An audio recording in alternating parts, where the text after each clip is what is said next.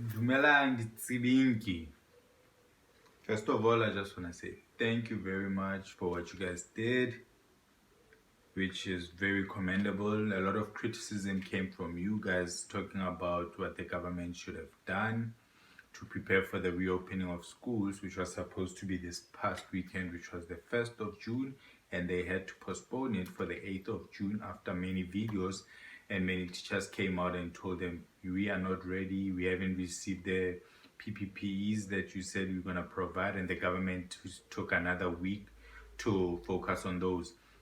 It's a beautiful thing to witness where there's a communication between the people on the ground, which are the teachers and the parents and the students, with the government, and changes made in order to protect citizens. And we've said this at mobile schools, that this is not a competition. This is not a situation where we want to see the government fail so we can say we told you so. This is not the time to wish the government fails. And next week they're opening their schools, and we hope that they'll be ready, especially in Gauteng and actually around the country, but just people who are based in Gauteng and our projects are based in Gauteng. We hope like Gauteng is ready, and we'd like to thank all the communities that have helped their own schools that went back to continuing their lessons on the 1st of June.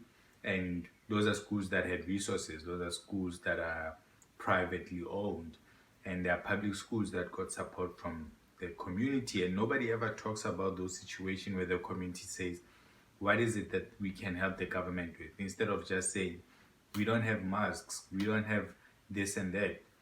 As the community, instead of waiting for the government, what can we do? And they decided to create the masks. They decided to clean the whole school up for the students to go back, so the students went back. So that was a community effort, and that's something we need to do as well. There's money that people are sitting on, and I'm not saying everybody has money, but you can invest like 20 rand to buy a mask for a school, so they don't have to wait for the government to deliver the school. Good luck to all the students going back next week. Hopefully you go back, but if the government is not ready, the government is not going to let you go to a school that's not ready. But if you also want to teach your kid from school, here are the few screenshots from what the government has proposed for you to register to homeschool your kid, because you cannot just decide that your kid is not going to school. It doesn't work like that. You'll get arrested.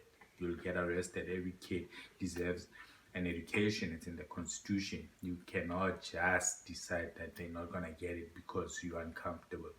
You can apply to educate them from home, but there are certain things you have to follow. So I'm going to give you a little bit of time to just pause. Here are the screen grabs, look at them.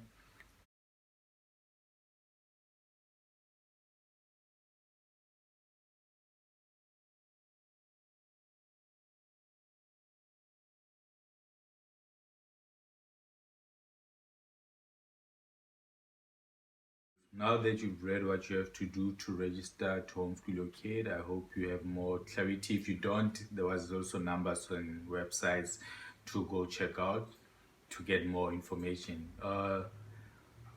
Education is very important all over the world because it teaches people about differences, it teaches people about the world as it is. And this past week and a few couple of weekends, there has been protests around the world because of a murder of an American man by the name of George Floyd. May his soul rest in peace.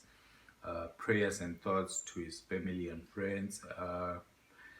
There's a video that we saw that talks about the pain that black bodies go through, and this is something we'd like you guys to watch. Enjoy.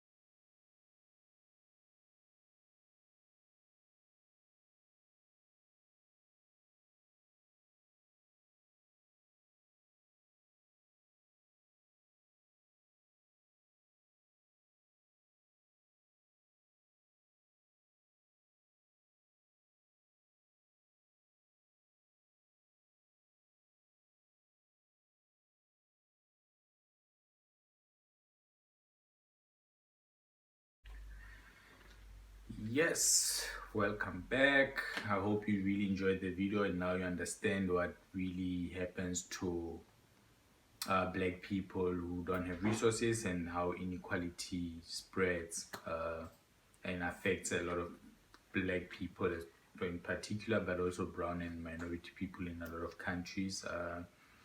So in closing, thank you very much, and let's keep the memory of George Floyd alive. Let's keep the memory of all the black men and women who have been killed by the irresponsible police officers. Not all police officers, the irresponsible ones that should have been trained properly to deal with situations where they have to treat human beings like human beings. Thank you very much. Keep supporting. Hola.